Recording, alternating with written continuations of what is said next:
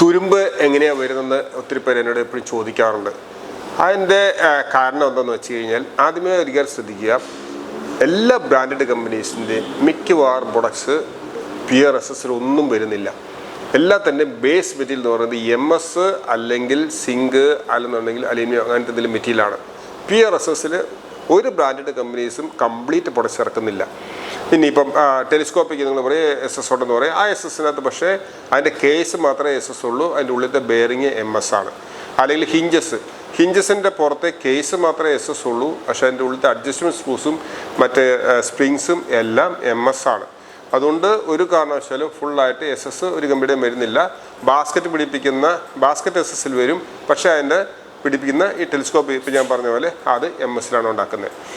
തുരുമ്പ് വരുന്നതിൻ്റെ പ്രധാന കാരണം എന്താണെന്ന് വെച്ച് കഴിഞ്ഞാൽ, ഫസ്റ്റ് ഓഫ് ഓൾ ഇത് ഇൻസ്റ്റാളേഷൻ കഴിഞ്ഞതിന് ശേഷം ക്ലീനിങ് ചെയ്യുമ്പം തിന്നർ ഉപയോഗിച്ച് ക്ലീൻ ചെയ്ത് കഴിഞ്ഞാൽ 100% തുരുമ്പ് എടുത്തിരിക്കും. അതുകൊണ്ട് ഒരു കാരണവശാലും തിന്നർ ഉൾപ്പെടെയുള്ള ഒരു കെമിക്കൽസും വെച്ചിട്ട് ക്ലീൻ ചെയ്യരുത്.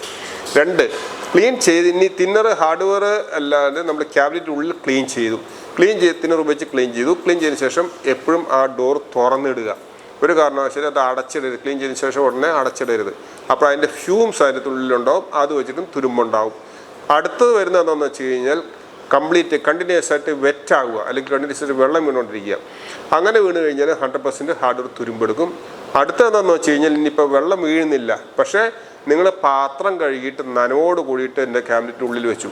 നനവോടിട്ട് ക്യാബിനറ്റിൻ്റെ ഉള്ളിൽ വെക്കുമ്പോൾ സംഭവിക്കുന്നതെന്ന് വെച്ച് കഴിഞ്ഞാൽ, ഈ ക്യാബിനറ്റിൻ്റെ ഉള്ളിൽ ഷട്ടർ അടഞ്ഞു കഴിഞ്ഞ് കഴിഞ്ഞാൽ ഉള്ളിൽ എയർ സർക്കുലേഷൻ നടക്കുന്നില്ല. അങ്ങനെ വരുമ്പം പ്രത്യേകിച്ചും വേനൽക്കാലത്ത് സംഭവിക്കുന്നതെന്ന് വെച്ച് കഴിഞ്ഞാൽ, ഈ വെള്ളം വേപ്പറായിട്ട് ഇവിടേക്ക് പോകും. ഇത് പോകും നേരെ ക്യാബിനറ്റിൻ്റെ ഉള്ളിലേക്കോ ഹാർഡ്വെയറിലേക്കോ ആണ്. അങ്ങനെ ഈ ഹാർഡ്വെയറിലേക്ക് പോകുമ്പോൾ കണ്ടിന്യൂസ് ആയിട്ട് നനഞ്ഞിരിക്കുമ്പോൾ തീർച്ചയായിട്ടും അവിടെയും തുരുമ്പെടുക്കാനുള്ള ചാൻസ് വളരെ വളരെ കൂടുതലാണ്. പിന്നെ ഒരു റീസൺ വരുമ്പോഴുള്ള കാരണം എന്ന് വെച്ച് കഴിഞ്ഞാൽ, നിങ്ങൾ മെറ്റീരിയൽ ക്വാളിറ്റി കുറവുകൊണ്ടും തുരുമ്പെടുക്കാം. ഇതിനെക്കുറിച്ച് കൂടുതൽ ഡീറ്റെയിൽസ് അറിയാനായിട്ട് ഡാനി മാർട്ടിൻ്റെ ട്രിവാൻഡ്രത്തെ എറണാകുളത്തെ ഷോറൂം വിസിറ്റ് ചെയ്യുക.